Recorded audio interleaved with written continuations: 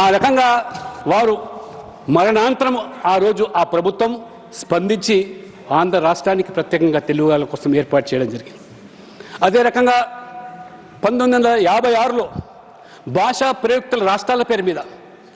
ప్రస్తుతం మన తెలంగాణ రాష్ట్రం, ఆనాడు హైదరాబాద్ స్టేటు, ఆ రోజు ఈ రెండు ప్రాంతాలను విలీనం చేయాలని చెప్పి ఆనాటి ప్రభుత్వము కొన్ని పెద్ద మనుషుల ఒప్పందాలు చేసి షరతులతో కూడుకున్నటువంటి విలీనాన్ని, ఏ రకమైన షరతులు అంటే తెలంగాణ ప్రాంత విద్యార్థులకు, యువకులకు ఉద్యోగాలు, అదే రకంగా నదీ జలాల పంపకాల విషయంలో కానివ్వండి, బడ్జెట్లో కేటాయింపులు కానివ్వండి, రాజకీయాల్లో అధికారుల్లో భాగస్వాము కానీ ఖచ్చితంగా ఇచ్చి తీర్తాం, తెలంగాణ ప్రజలు ఆదుకుంటామని చెప్పి ఆనాడు ఉన్నటువంటి కేంద్ర ప్రభుత్వం ఆ రకంగా మరి విలీనం చేస్తే, మరి విలీనం తర్వాత ఏ రకంగా ఉన్నటువంటి ప్రభుత్వాలు ఇచ్చిన హామీలను కూడా తొంగలో దొక్కి ఏరు దాటేదాకా ఓడమల్లయ్య, ఏరు దాటిన తర్వాత బోడి మల్లయ్య చిన్నంగా వేయించినటువంటి ఆనాటి కాంగ్రెస్ ప్రభుత్వం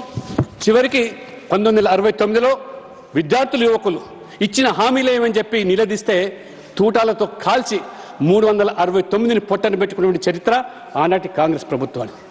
ఈ రకంగా ఈ చరిత్ర 78 నుంచి 82 వరకు ఆ రోజు ఆనాటి కాంగ్రెస్ ప్రభుత్వం ఆంధ్రప్రదేశ్ నుండి ముఖ్యమంత్రులను మన చొక్కాలు మార్చినట్టుగా సంవత్సరానికి ఒకటి మారుస్తూ ఉంటే 4 సంవత్సరాలు 4 ముఖ్యమంత్రులను ఆ రకంగా తెలుగు మరి ప్రజలను అవమానపరిచే విధంగా, తెలుగు జాతిని కించపరిచే విధంగా ఆ రోజు ఆ రణాల కూలిగా ఉన్నటువంటి ఆనాడు స్వర్గీయ అంజయ్య గారు ముఖ్యమంత్రి అయితే ఆ రోజు కాంగ్రెస్ పార్టీ జాతీయ జనరల్ సెక్రటరీ బేగంపేట ఎయిర్పోర్ట్లో అవమానపరిస్తే మొత్తం తెలంగాణ జాతి, తెలంగాణ సమాజం కూడా ఆ రకంగా స్పందించి తెలుగు ఆత్మగౌరవంతో ఈరోజు ఢిల్లీ పెద్దలు ఈ రకంగా వివరించడం భావ్యం కాదని చెప్పి ఆ రోజు ఇదే తెలుగు ఆత్మగౌరవాన్ని తీసుకొని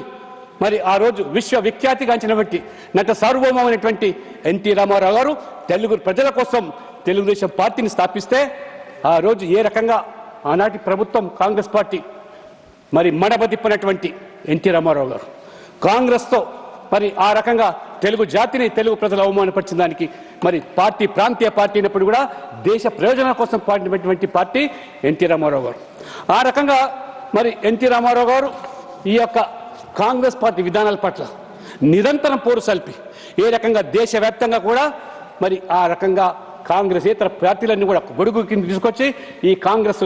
కేంద్ర పెత్తనం చెల్లదని చెప్పి జాతీయ స్థాయిలో మరి రాజకీయాలు నేర్పినటువంటి మహానుభావుడు ఎన్టీ రామారావు. ఎన్టీ రామారావు గారు రాజకీయాల్లో ఒక కొత్త నిర్వచనం, సామాజిక నియమం, అట్టడుగు వర్గాలు, బలహీన వర్గాలు, బడుగు వర్గాలు, దళితులు, ఎస్సీ, ఎస్టీ, బీసీలకు సముచితమైన స్థానాన్ని రాజకీయాల్లో కల్పించి ఏ రకంగా ఈ గ్రామీణ ప్రాంతాల్లో కుల వృత్తుల మీద నివసించేటువంటి పేద వర్గాలు, నేత, గీత, మత్స, కమ్మరి, కుమ్మరి, వడ్రంగి, చాకలి, నాయి, బోయ, మంగలి, ఈ వర్గాలన్నిటి కూడా ఎన్టీ రామారావు గారు సామాజిక న్యాయం అంటే ఈ పేద వర్గాలకు న్యాయం చేసినాడేది సామాజిక న్యాయం అని చెప్పి భావించి ఆ రకంగా రాజకీయాల్లో ఇంతకుముందు మన సోదరులు రామ్మోహన్ రెడ్డి గారు చెప్పినట్టుగా అనేక మందిని, ఎర్రన్నాయుడు కానివ్వండి, దేవేందర్ గౌడ్ కానివ్వండి, అటువంటి బీసీలో ఉన్నటువంటి అట్టడుగు వర్గాలను రాజకీయాల్లో తీసుకొచ్చి ఆ జాతీయ స్థాయిలో ఎదిగేదానికి అవకాశం కల్పించినటువంటి మహానుభావుడు ఎన్టీ రామారావు.